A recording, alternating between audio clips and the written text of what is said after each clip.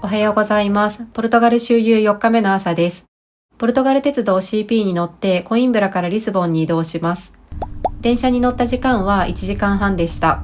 で、まずはナビガンテを買う。到着したリスボアオリエンテ駅の窓口でナビガンテという交通系 IC カードを購入します。私たちは今回ナビガンテをザッピングで使用しました。ザッピングというのは事前にカードの中にいくらかの金額を入れておいて、交通機関を利用するたびに運賃が引かれていくという、日本でもよくあるチャージ式プリペイドカードとして使う方法です。旅のプランによっては1日乗車券を購入する方がお得な場合もあります。私たちは今日からリスボンに4泊するんですが、そのうちの2日はそれぞれ近郊の街に日帰り旅を計画していて、残り2日間でリスボンをがっつり観光する予定です。リスボン市内を観光する日はリスボアカードというリスボンの観光に便利な別のカードを利用します。リスボアカードはリスボンの主要観光スポットの入場料が無料になったり割引になったりしますが、もちろんその分金額が高いので、リスボン自体を観光しない日に使うのはもったいないです。で、そういう日にナビガンテを活用することにしました。We are planning to go with zapping. Zapping. Can put money on the card. Yeah, and then I can go to Sintra with that card as well. Yeah. With that. Okay. So you just tell me how much you want to put on the card. Okay. 5 or 10 or 15. Okay. 10 euro, 10 euro each. Yeah. The card is 50 cents. Okay.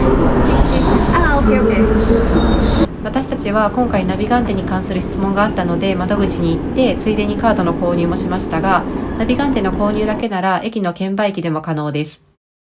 今回のポルトガル旅行の初日、リスボンの地下鉄にクレカタッチで乗車した時は 1.85 ユーロでしたが、事前にチャージしたナビガンテなら 1.66 ユーロと少しお得に乗ることができました。とはいえ、ナビガンテの発行手数料に 0.5 ユーロかかることと、3ユーロ以上からしかチャージできないことを考えると、ナビガンテを購入せずにクレカタッチで済ませる方がお得なケースもあると思います。Can we get Lisboa card here? Yeah. For 48 hours. ホテルの最寄り駅にたまたまリスボアカードの販売窓口があったので、急遽ここで購入することにしました。The payment has to be by card, okay? Okay. It's just to tell you that the Tower of Belém is closed for renovations. It's closed for renovations. Yeah. Okay, we know. Yeah. Pay together or separate? Together. The card activates on first use. Okay. Transportation, you scan. Monuments and museum, show the card. Okay. Okay? And on the first use, you write date, time, Signature. Okay. If you lose this card, we cannot do anything. Okay. But in case that the card is not working, you can change in any tourism office with the receipt. Okay. Understand. So 2 cards of 48 hours, correct? 100, Yeah. 48 hours. 102 euros. Okay. Which country are you from? Japan. Okay. Thank you. リスボアカードはリスボンの観光にとても便利なカードです。リスボンの観光名所への入場料がお得になったり、地下鉄、バスなどの公共交通機関が乗り放題になります。有効期間は24時間、48時間、72時間の3種類から選択できます。値段設定を見ると、リスボアカードは単発1日で使うよりも2日間とか3日間とか連続で使う方がお得です。なので今回はリスボンを観光する日が連続した2日間になるように計画しました。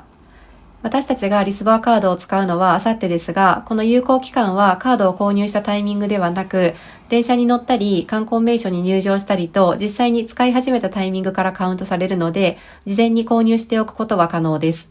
2025年9月時点での話になりますが、ベレンの塔は改修工事中で中に入れませんでした。また、2025年9月3日にリスボンで起こった痛ましいケーブルカー脱線事故により、事故のあったグロリア線はもちろんですが、ビカのケーブルカー、ラブラのケーブルカーも運休してました。サンタジェスタのエレベーターも休止してました。これらの代金はリスボアカードの特典に含まれています。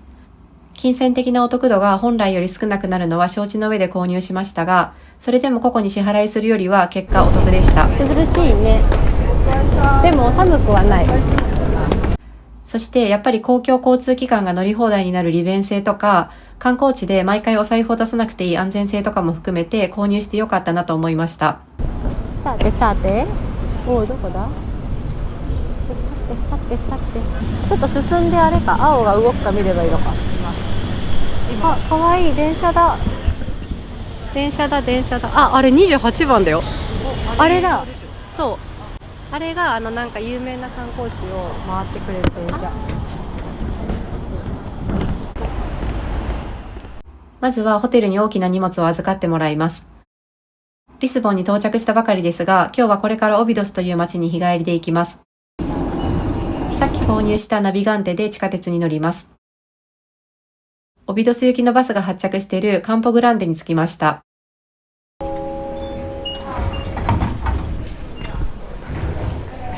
これ渡る？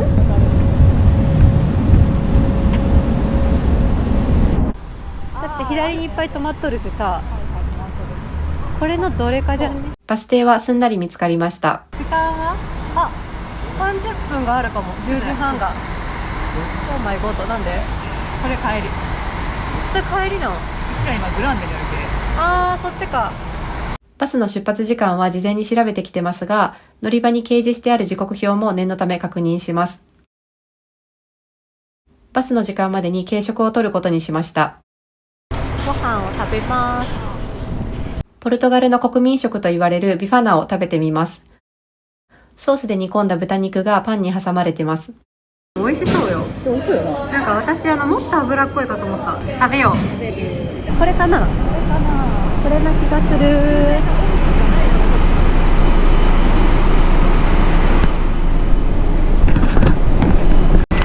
けそう。今日はいけそう。やばい。順調だね今日。順調すぎて怖い。怖い。モビダス？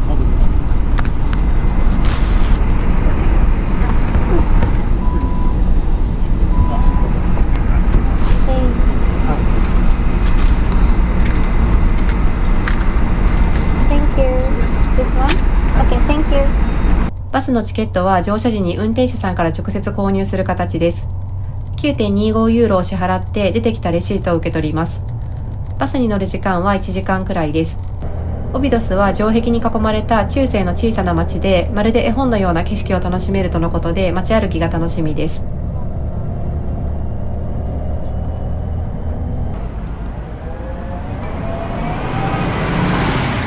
帰りのバスの時間を先に確認しておきます。じゃあ行きましょう。そのアーチを通っていったのかな？違う。あ、そうかも。そうかも。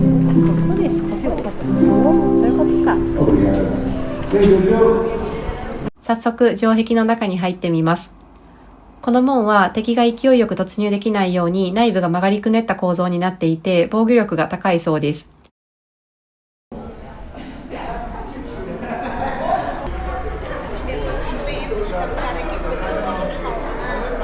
城壁に登れる階段、これだね。すぐ左にあるって書いてある。白い壁に鮮やかな花が生えて、とっても可愛い街並みです。綺麗、すごい綺麗。メインの通りにはたくさんの雑貨屋さんが並びます。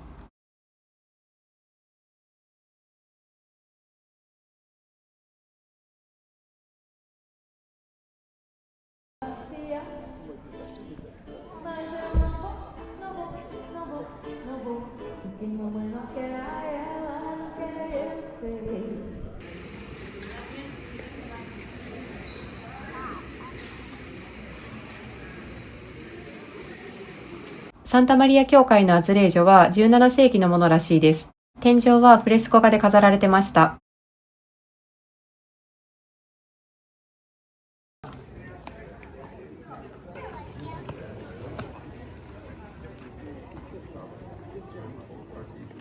ここはもともと教会だったんですが、今は本屋さんになってます。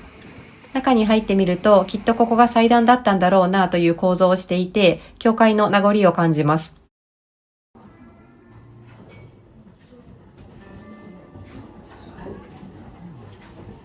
さらに奥に進みます。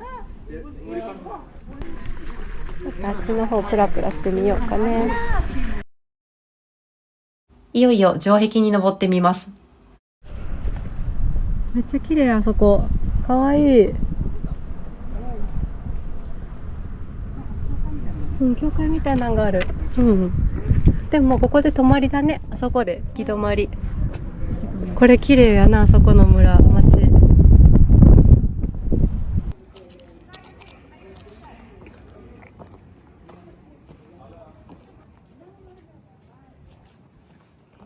全然あれないよ、左手すり。右タッチしながら歩いてもいいぐらい。じゃあ城壁を。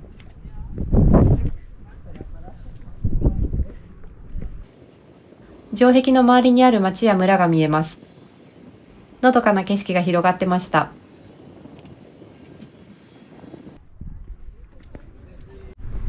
すごい。城壁ってすごい。明日も城壁登るでしょ。でも明日はムーア人。ムーア人かな。あれも楽しみ。確かにさ、高所恐怖症の人はさ、厳しいって書いてあったのちょっとわかる。これだってさ、結構断崖絶壁だよ。てっきりこのまま歩いて入り口の門まで行けるのかと思ってましたが、途中行き止まりがあったので、ここで一旦降りることにします。城壁の内側に目を向けると、オレンジ屋根の街並みを一望できます。向こうにも城壁あるね、つながってる。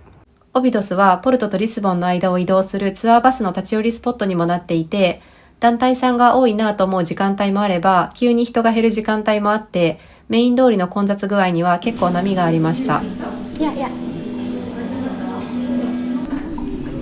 日1になった。1日1になった。め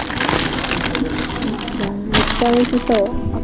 あったかい。ポルトガルに来てからすっかりエッグタルトにハマってるので、今日も食べます。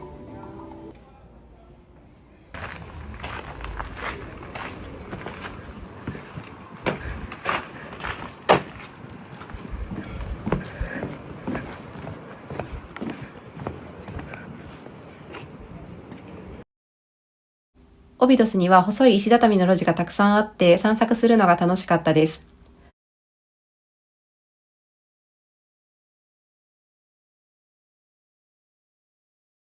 一番奥から入り口まで戻ってきたので、今度は入り口近くにある階段からまた城壁に登ってみます。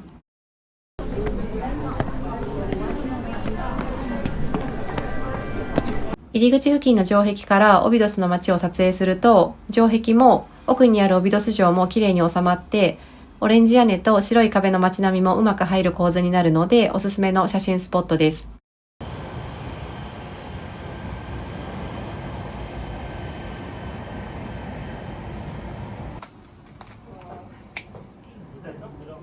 途中の階段でまた下に降りて、今度はメイン通りを散策します。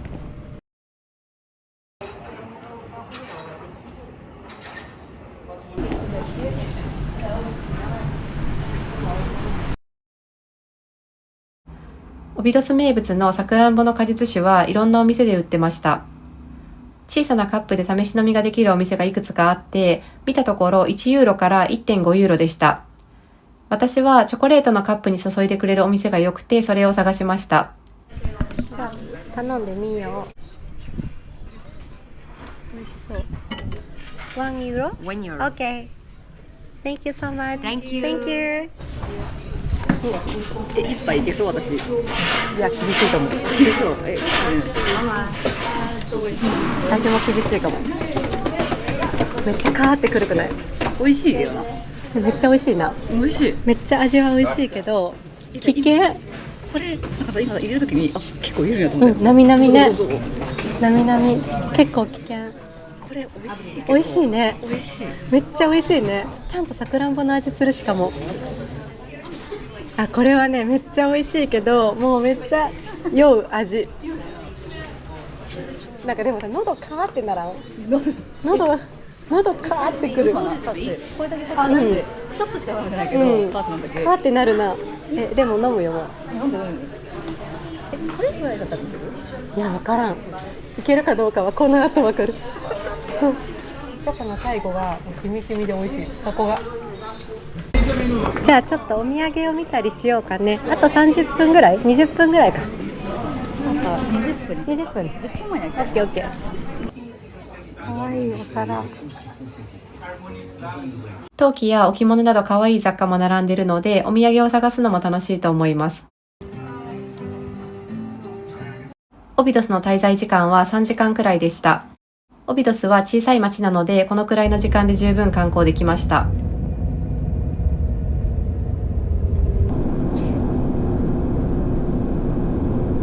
バスがカンポグランデ駅に到着しました。今何時？今何時だった？4時半。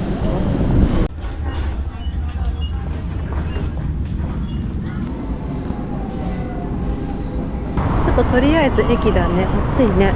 暑い。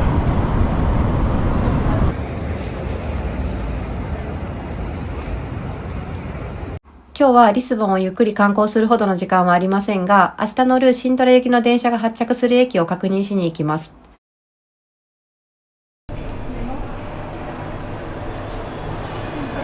ある、一番左や。聞いてるか聞いてみよう。I have a question. We are going to Sintora tomorrow, and we did zapping, and we have five euros. Is it possible to go and come back? One person. Yeah. Thank you so much. 夕食までの時間、リスボンの街を少し散策します。めっちゃいいじゃん。サンタジェスタのエレベーターは休止中でしたが、近くに寄ることはできるし、外観も見れました。サンタジェスタのエレベーターは1902年に完成した鉄製の塔で、ゴシック調の細やかな装飾が特徴的です。観光スポットとしてだけでなく、坂の多いリスボンでごく最近まで移動用として活用されてました。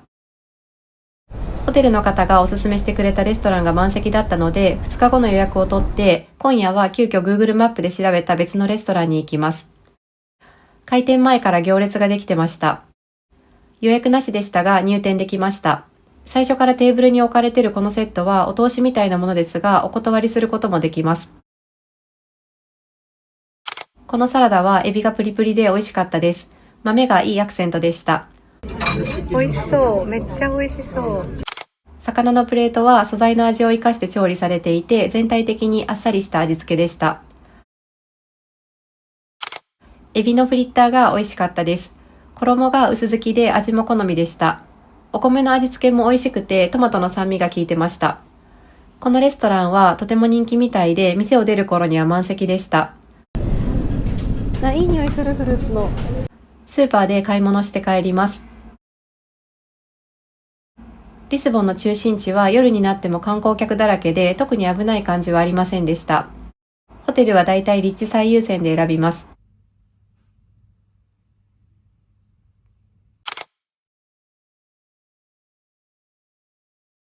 ポルトガル5日目の朝です。今日は日帰りでシントラに行きます。昨日駅の下見をしているので心に余裕があります。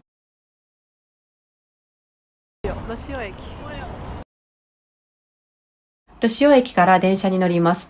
この電車は事前予約不要です。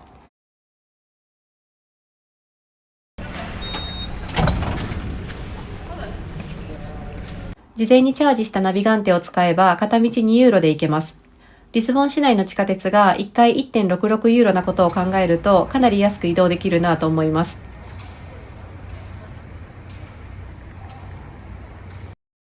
電車を待っている間に乗り場が変わりました。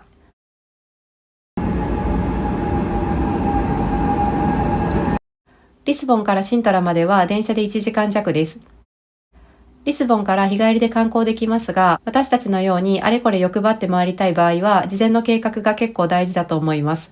今回私たちは、ペーナ宮殿、ムーア人の城跡、王宮、レガレイラの4つのスポットを回りました。チケットはすべて事前に購入してます。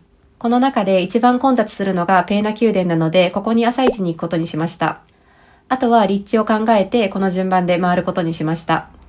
ペーナ宮殿とレガレイラに関してはチケット購入時点で入場時間も決まっていて、他の2つは日付だけ指定されたチケットでした。駅からペーナ宮殿まではバスで移動します。It's valid today and one day, right? yeah, one day. We know that, All day. but we want to buy a one-way ticket to Peina Palace for 2 people. Yeah, but the ticket is valid only bus. Yeah, but This price We you can don't- use it up on off and valid for all day. yeah. We know that. Yeah, No, we know the but bus. the Yeah. only price is this. これしかないと思う。 How much is the one way? You don't have one way. Okay, thanks so much. Okay, you only have these tickets around trip. You can get off every time you want to go around all day in Sintra. 10 in 10 minutes you have a bus. Every time you get in the bus you have to show the paper. Nothing more, okay? If you want, this is the price.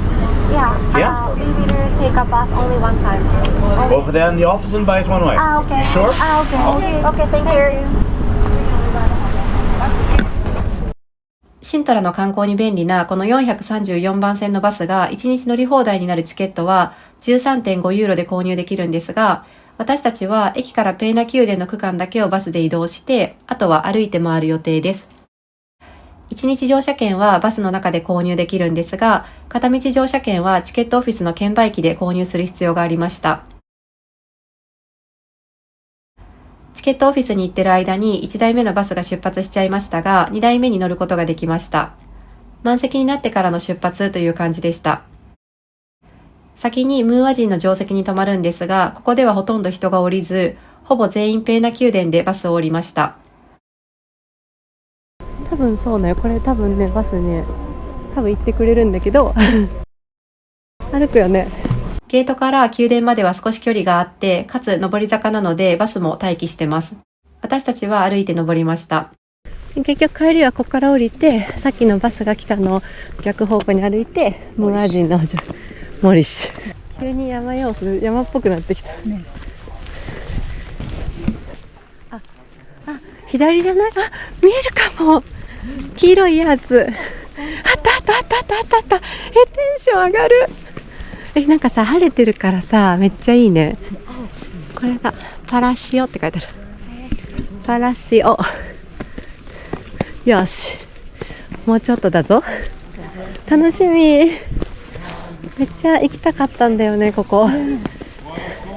どう？バスはここまで来てくれるんだ。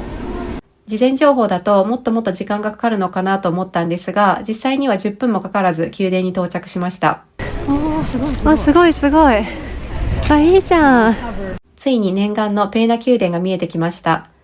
カラフルな唯一無二の外観で、特に今日は青空なので壁の黄色がよく映えてます。ツアーが多いね。すごい。黄色綺麗。綺麗。青に映えるよね。These kind of animals and creatures to keep the family from negative energies. They were very superstitious back then. Yeah. Then you have here the year of construction of the palace in Roman numbers. わあ、すごいね。Yeah, for 9:30. Okay, so you guys can go up here by the left. Okay. When you get to the door, you can show the tickets. Okay. Okay, thank you so much. すごい、上に登ってる。あそこ登れるのね。すごいね。こっちか、9:30。こっちか。ここはさ、またきっと来るんだよね。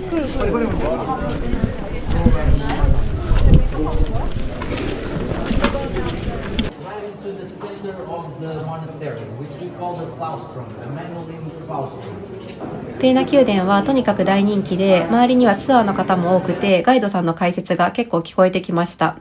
回廊のタイルを見ると同じ壁なのに途中でデザインがガラッと変わっている部分があります。これは壊れた部分を修復した時に昔のデザインを真似るんじゃなくて、その修復した時代に主流だったデザインで張り替えたからなんだそうです。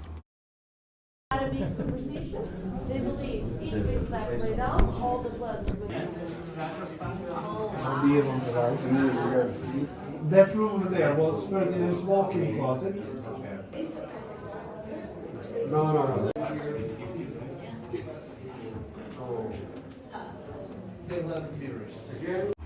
ペーナ宮殿はもともと修道院だった建物を再建して、19世紀には王室の夏の別荘として使われてました。やっぱここは朝市やな。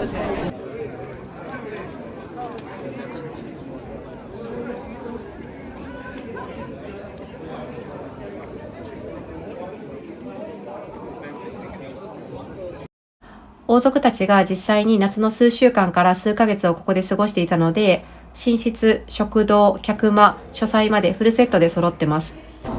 ね、繊細。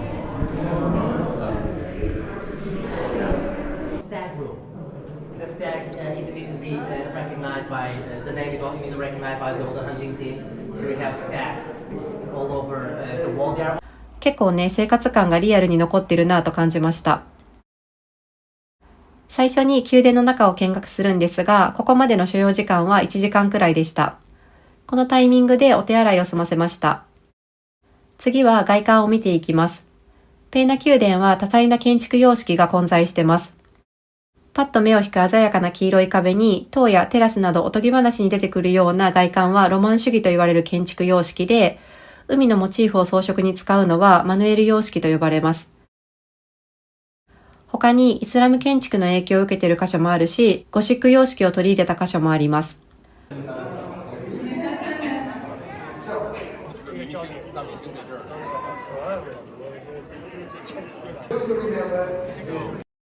ペーナ宮殿の中にある小さな教会は昔修道院だった頃の名残です。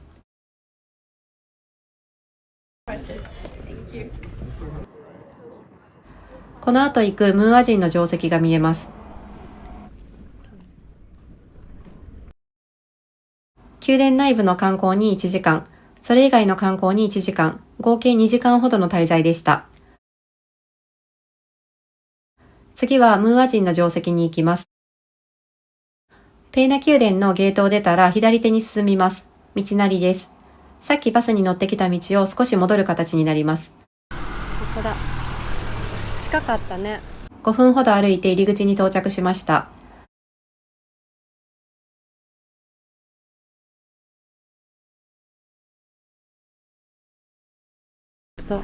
あ、この辺チケットかな？違うか。あ、チケットっぽいよ。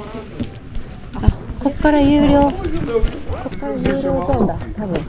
そもそもムーア人っていうのは北アフリカ出身のイスラム教徒たちのことで、8世紀にこのポルトガルがあるイベリア半島にやってきました。で、ここにもお城を築いたわけなんですが、12世紀ポルトガルに侵略され、今は城壁だけが残ってます。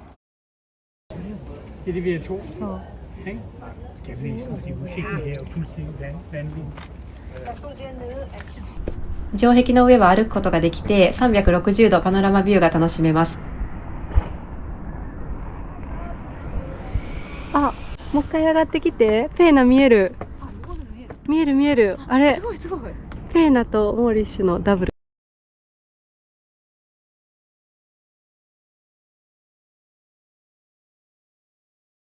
城壁からはシントラの街や遠くには大西洋まで見渡せます。小腹が空いたので、昨日リスボンのスーパーで買ったフルーツを食べます。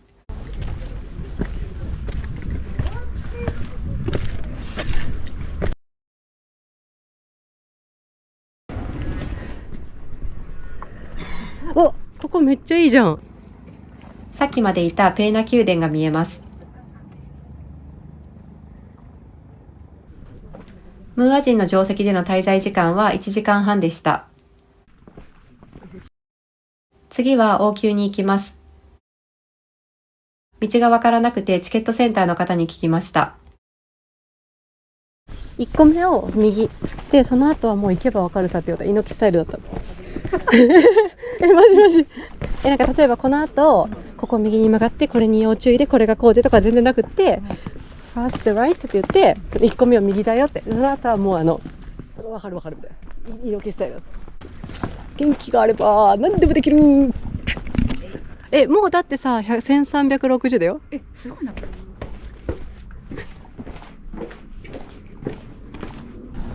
ここで車の通りにぶつかったから。OK。あるね。ある、お土産屋ある。途中でピリキータというお店に寄りました。行ってみようかな。シントラの伝統菓子ケイジャータを食べてみます。どう？美味しい？嘘。どう違う？クリーミーじゃない。チーズを使ったお菓子だそうですが、素朴な味で、でもコクがありました。私もすごい好き。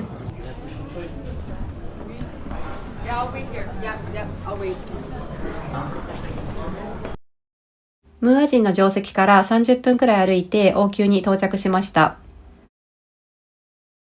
あれ、城壁。あっこから降りてきた。結構来たね、降りて。遠い。ラスボスは、そうなん。そう相場が決まったもん。ラ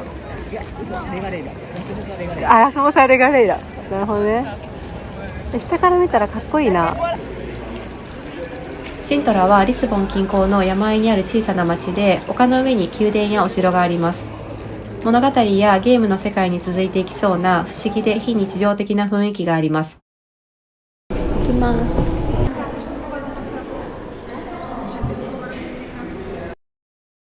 歴代の王様たちは自分の権力やセンスをアピールするために増改築を重ねたそうです。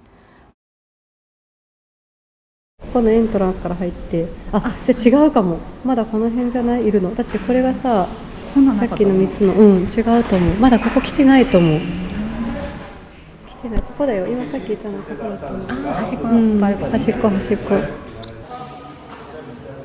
白鳥だ。なんかでも全部白鳥。めっちゃ珍しくない？天井一面に白鳥が描かれた部屋やカササギの描かれた部屋があって、こういうデザインは結構珍しいんじゃないかなと思います。それぞれのデザインの由来や意味を理解しながら回ると面白いです。壁のタイルが美しいです。王の寝室、客間などが残っていて、当時の様子をちょっとだけ垣間見ることができます。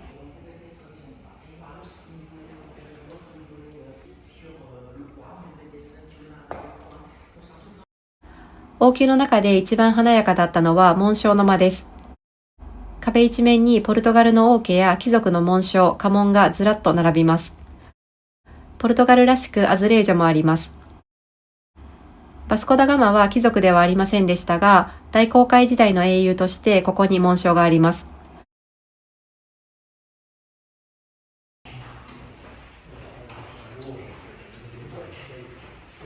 外からもひときわ目立っていた2つの白い塔は実は煙突でした。なのでその下の部分はキッチンでした。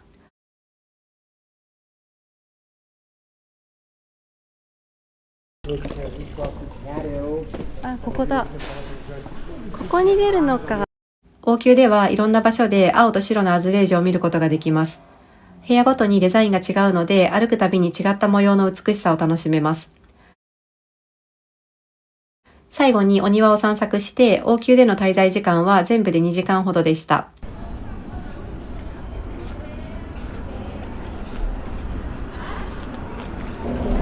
次はレガレイラに移動する。あっちかな。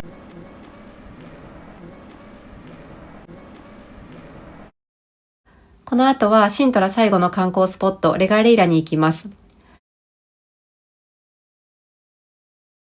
坂多いね。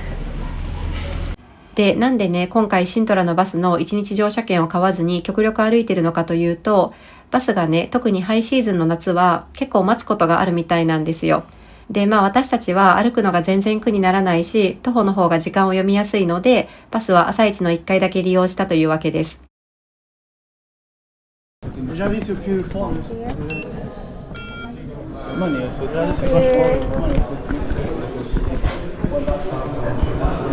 一番上のがさ、マークがでも行き止まっとんよ。ジェンダーまっすぐ行けばいいのか、とりあえず。 OK。 おー、なんかすごいね、お城。これすごいね。事前購入したチケットの指定時間は17時だったんですが、16時40分にレガレイラに到着しました。実際に予約時間の何分前から入場できるのかはわかりませんが、私たちは15分前にチケットを確認してもらってすんなり入れました。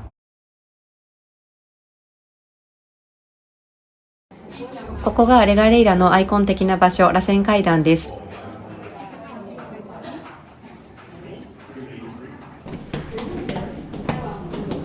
この螺旋階段結構長くて、降りていくと地下宮殿に迷い込んだような雰囲気があります。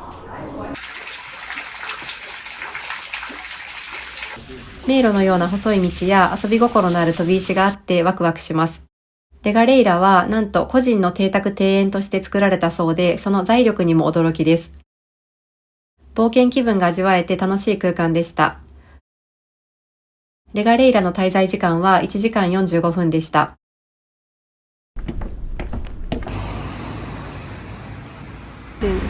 中ちょっと入ってみる？あと水が開いてるね。すごいね。シントラの町にはかつてムーア人が作った井戸や水路が残ってます。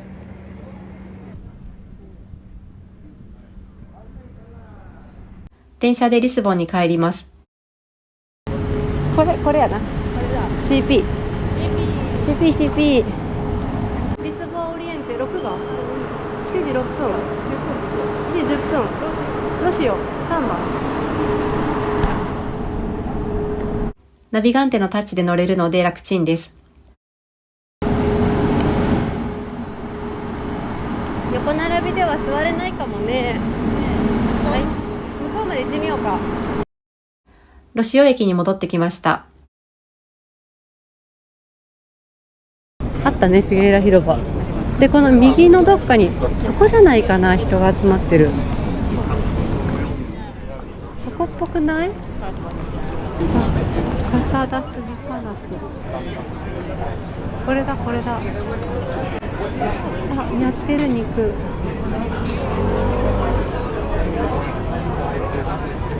作ってる。なんかでもしっかりなんかソースに使ってるよ。美味しそうじゃない？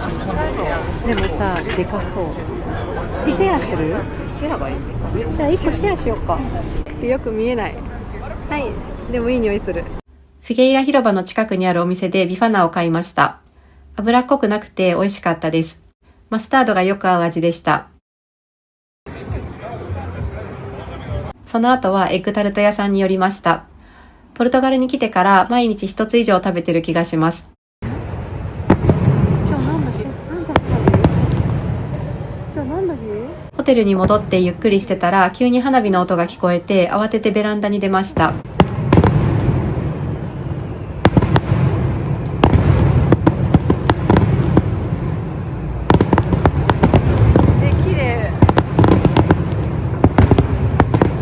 後から調べて分かったんですが、マカオの文化や音楽を体験するイベントみたいです。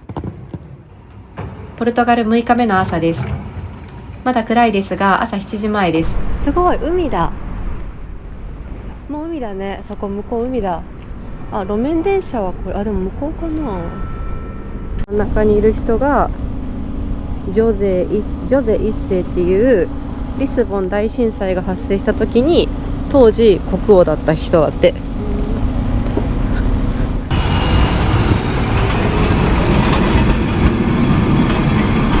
勝利のアーチ、これが勝利のアーチで、真ん中にいるのが勝利の女神で、でその下にあるのがポルトガル王室の紋章だって。あそこの下のなんか華やかな紋章はポルトガル王室の紋章で。コメルシオ広場はリスボンの象徴的なスポットです。広々とした空間と川沿いの景色が開放感たっぷりです。勝利のアーチは震災後の復興を祝うために作られました。広場の中央に立つのはジョゼ一世の像で、大震災の後リスボンを復興させた王様です。今日と明日はリスボンを観光します。おととい購入しておいたリスボアカードの出番です。これか、これだよね。ジェロニモス。まずは15番の路面電車に乗ってジェロニモス修道院に向かいます。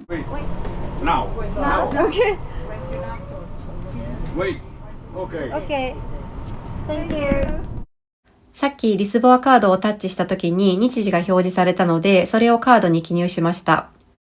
停車駅の案内がわかりやすかったです。30分くらいでジェロニモス修道院に到着しました。ジェロニモス修道院のオープンは9時半からなんですが、その前に近くのカフェで朝ごはんを食べます。誰も並んでない。これです。ナタの発祥のめっちゃ昔からあるところ。かわいい、メニュー表かわいいね。美味しそうね。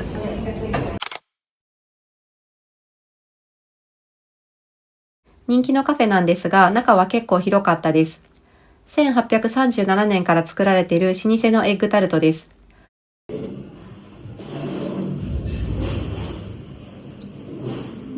ただきます。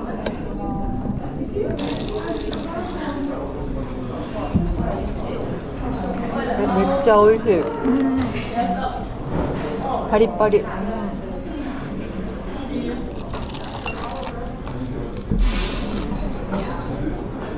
店内では焼きたてが食べられるので、外のパイ生地はサクサクで、中のクリームはとろっと濃厚で最高でした。味は甘め、ちょっと甘め。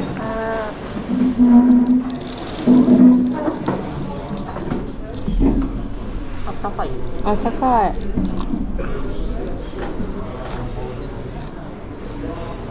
やっぱあったかいのが美味しいわ。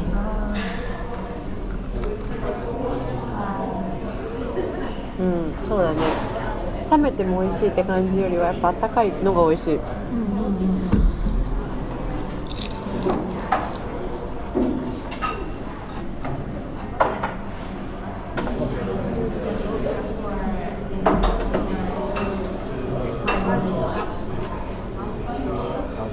いやマジでカロリー爆弾すぎる。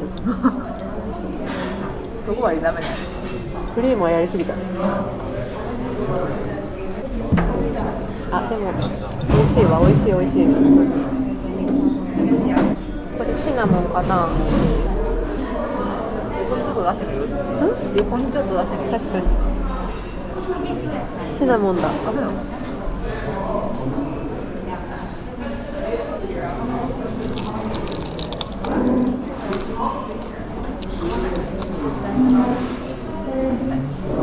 っちゃ美味しい。シナモン合うわ。めっちゃシナモンする。うんする。めっちゃ美味しい。うまいな。かけた方が美味しい。美味しかった。テイクアウトもできます。ジェロニモス修道院はリスボンの大人気スポットなので、オープン前から並んで待ちます。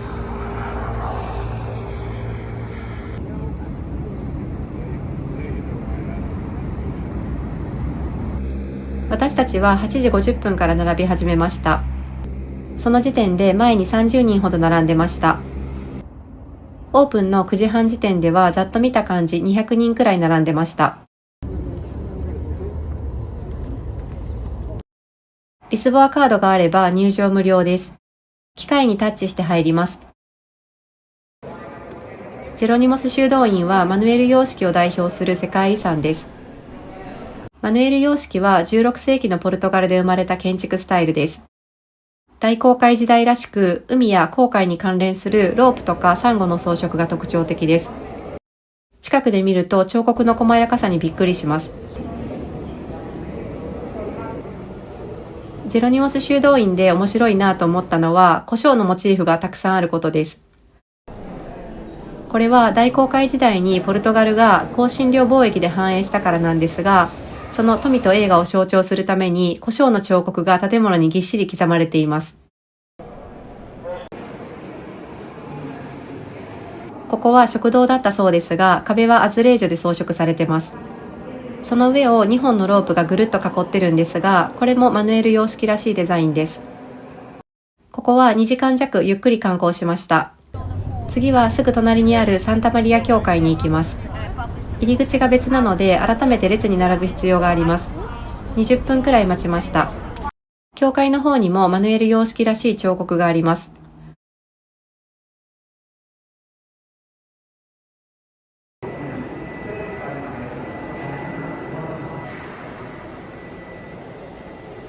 残念なことに一部工事中だったので全部を見ることはできませんでしたが、バスコダガマの棺は見ることができました。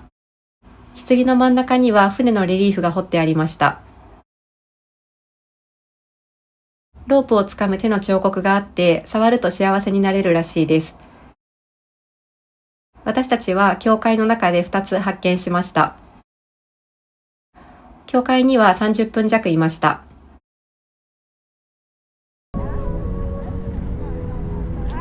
次は歩いて発見のモニュメントに向かいます。これっぽいね。これだ。じゃあ下から下に。モニュメントの前の広場には世界地図があって、ポルトガルの船が初めてその国に到着した年号が書かれています。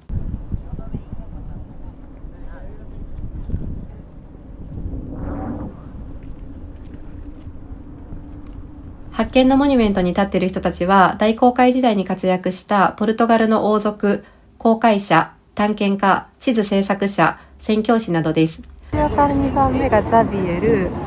何？そうなんよ。エンリケさん顔見たいよね。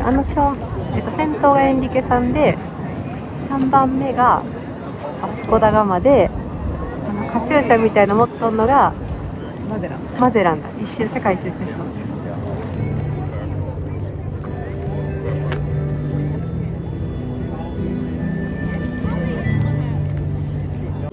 人おるね。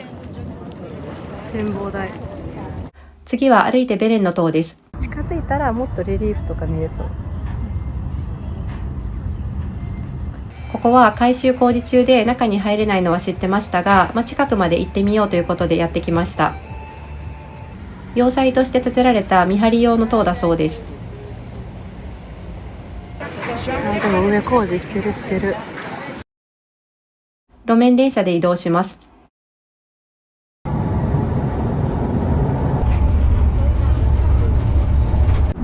暑かった。あれかな、左の建物かな、多分。暑かった。本当に暑かった。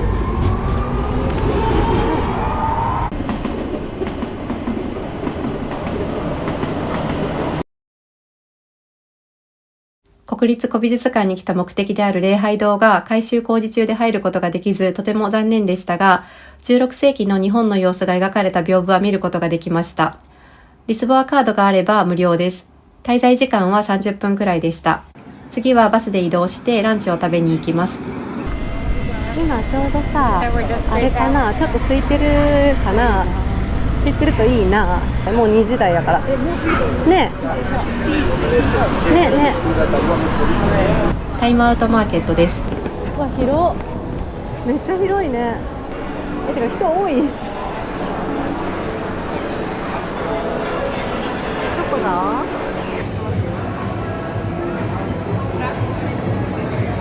それでいいんじゃない？魚の方があっさりしてそう。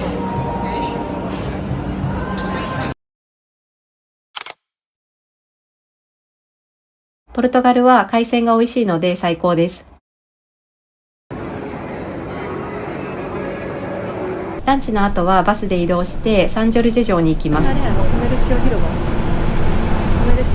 帰ってきた。朝の広いとこ帰ってきた。ここで懐かしい。そう、ここを横切る感じね。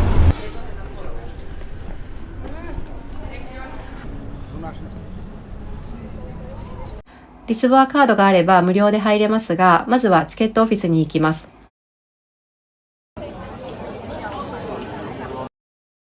サンジョルジェ城は旧市街の丘の上にあるお城で見晴らしがとてもいいです。オレンジ色の屋根が広がっていて、遠くにはテージョ川も見えます。なんか毎日城壁ウォークしとんやけど3日連続よ。明日はない。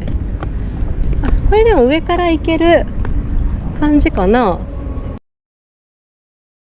サンジョルジェ城はムーア人によって築かれ、その後ポルトガルの王様が使ってたそうです。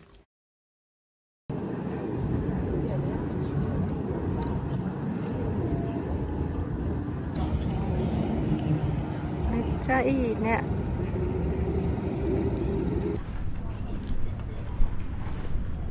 キャッスル近かった。上は登れない。あそこ登れるんだ。おお珍しいよね。どっちでもいい。とりあえず上がる？崩れてしまった部分も多いですが、城壁を歩くことができます。城壁の上をぐるっと一周すると360度リスボンの街並みを見ることができます。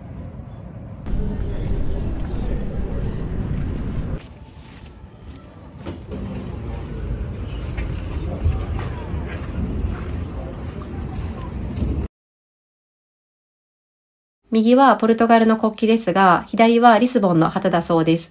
サンジョルジェ城での滞在時間は1時間半くらいでした。バスに乗って2日前に予約したレストランに向かいます。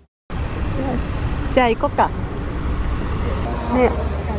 おしゃれ。ホテルの方おすすめのレストランでとっても楽しみです。美味しそう。食べましょう。もう写真撮った？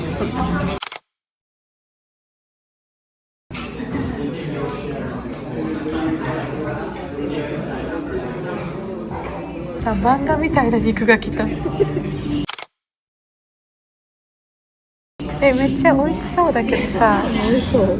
すごいね、ボリューミー。ここはね、もうめちゃくちゃ良かったです。何を食べても美味しかったし、お店の方のサービスも最高でした。金額は安くないと思いますが、本当におすすめです。昨日知ったマカオのイベントを見にコメルシオ広場に来てみました。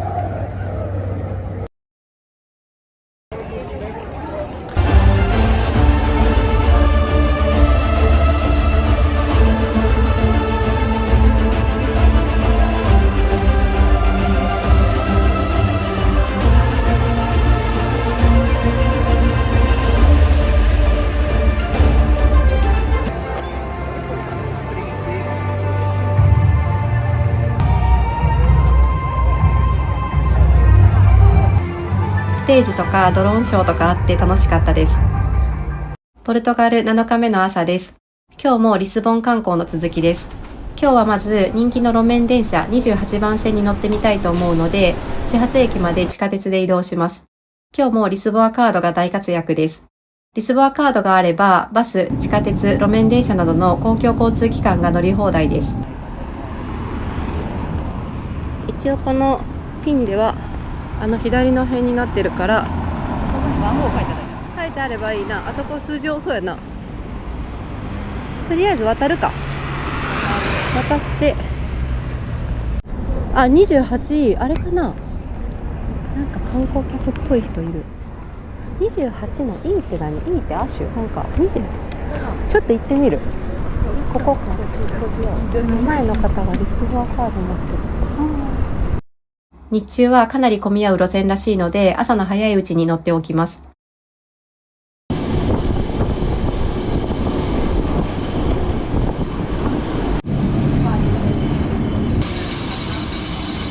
対向車や壁が結構ギリギリに迫ってきて迫力があります。でもあっという間やな、ほんまに。おー、きれいきれい。めっちゃきれいやん。朝。おはようリスボン。なんかあそこにめっちゃ人おる。あれ、まずこっち見るか。いいじゃん。いいじゃん。めっちゃ綺麗じゃない？空なんか絵の具混ぜたみたいな。ピンクとまだピンクが残っとる。本日最初の目的地展望台に着きました。リスボンにはこういう展望台が結構あって街が綺麗に見えます。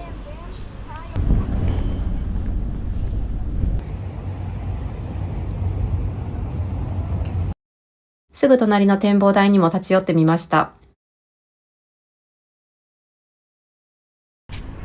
おー、綺麗やね。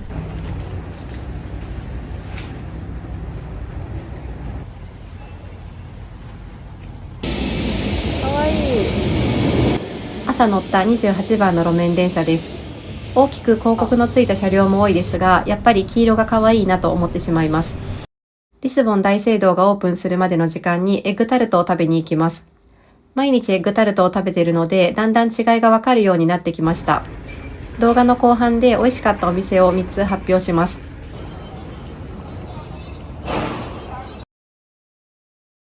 この大聖堂は12世紀に建てられた歴史ある教会です。中に入るとアーチや柱がすごく立派で、昔の職人さんたちの技術に圧倒されます。回廊を見るのを楽しみにしてたんですが、修復のために入れず残念でした。博物館は撮影禁止だったので写真がないです。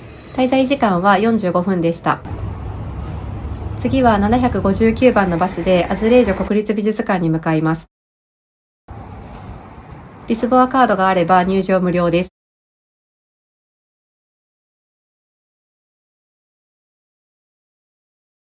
ポルトガルといえばのアズレージョ、つまりタイルの芸術や歴史を集めた場所です。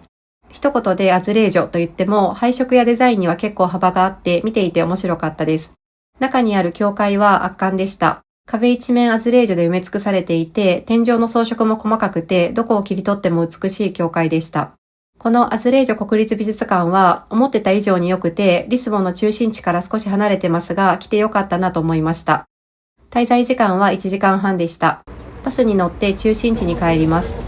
ランチは有名なビファナの店に来ました。お昼時ということもあって3、40人並んでて30分くらい待ちました。なんか柔らかそうじゃない？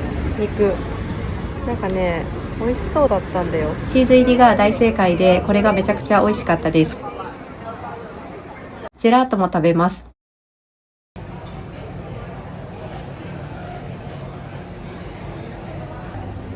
美味しそう。やったー。美味しそう。どれにしようかな。どれが美味しそう？トラディショナルが 1.5 なの。赤いのが人気なのかな。あれストロベリーだって。珍しい味のエッグタルトのお店がありました。いちごにしました。美味しかったんですが、ノーマルの方が好きでした。何をトントンしたの？クリームか。ランチ後の観光はカルモ修道院からのスタートです。変わってないね、これは。5だ。リスボアカードで入場料が割引になります。ここは屋根がない教会として有名です。なぜ屋根がないかというと、1755年のリスボン大震災で崩れたまま、その後復元されてないからです。リスボンが経験した歴史をリアルに感じられます。中は博物館になってます。滞在時間は30分くらいでした。次は歩いてサンロケ教会に行きます。ミュージアムの方はチケットが必要ですが、教会エリアには無料で入ることができます。外観は結構シンプルですが、中は豪華なバロック様式の建物です。この教会には実は日本人にもおなじみのフランシスコ・ザビエルの像があります。滞在時間は30分くらいでした。サンペドロ・デ・アルカンタラの展望台に来てみました。こうやって見ると昨日行ったサンジョルジュ城は結構高い丘の上にあるなと思います。展望台のすぐ近くを走っていたのがグロリア線です。たくさんのお花が置かれてました。ここで大きな事故があったこと、本当に胸が痛みます。脱線事故があった影響でケーブルカーは全面運休していましたが、坂道を走るケーブルカーはリスボンらしい光景だなと思うので見に行ってみました。ビカ線とラブラ線には車体が残ってました。明日はいよいよポルトガルを去る日なので、これからお土産を探しに行きます。これ絵の具に見えますが、実は食べ物なんです。Thank you. Wait. Oh. Oh my god. There we go. Oh, there we go. Wait. So 3, 2, 1, go. First you're feeling the chocolate. Now you're feeling the strawberry. And the chili is going to start to kick in. Chili.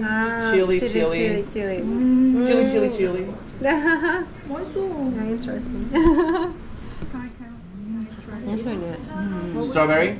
中身はジャムやチョコレートソースなんですが、ポルトガル各地の素材を使っているそうです。オリーブオイルもありました。パッケージも可愛くてお土産にぴったりです。隣にある雑貨屋さんです。ポルトガルらしい雑貨がたくさん並んでました。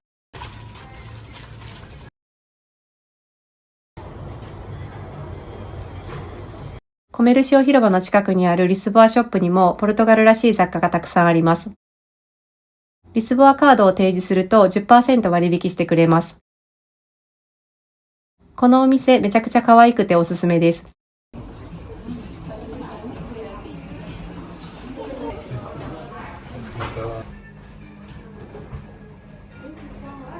かわいいね。だから他は兜やん。うんうんうん。上の3つは一緒。はいはい。で、でも両方欲しいね。そうなんや。これとこれが一緒だったら。両方かわいいね。文房具や石鹸などお土産にちょうどいいものがたくさんあります。デザインも可愛いと思います。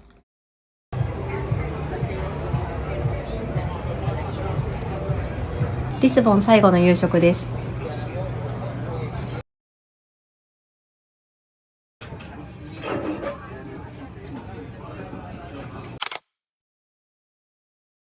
美味しそうやね。めっちゃ美味しそう。めっちゃ美味しそうじゃない？めっちゃ美味しそう。なんかさ、タコがめっちゃいっぱい入ってるの。ほら、すごくない？タコがめっちゃ入ってる。なんか一口に1個ぐらい入ってる。美味しい。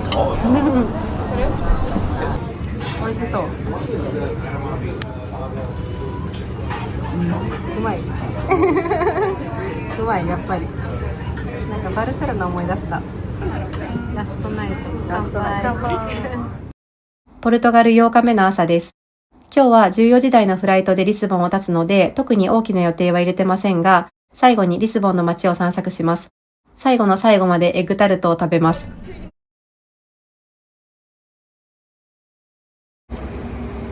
リスボンといえばやっぱりコメルシオ広場かなということで最後にもう一回来てみました。今回が初めてのポルトガルでたった1週間の滞在でしたが、ポルトガル大好きになりました。ご飯が美味しくて街も魅力的で優しい人が本当に多かったです。リスボンを去る前に美味しかったお店のエッグタルトをもう一度食べたいと思います。ポルトガル滞在中は毎日のようにエッグタルトを食べてましたが、ポルトで行ったお店とジェロニモス修道院の近くのお店も美味しくて、この3つが個人的に選ぶベスト3です。回転のいいお店に行くと焼きたてのあったかいエッグタルトを食べられる確率が上がると思うので、それがおすすめです。地下鉄で空港に向かいます。めっちゃ美味しそう。これこれ。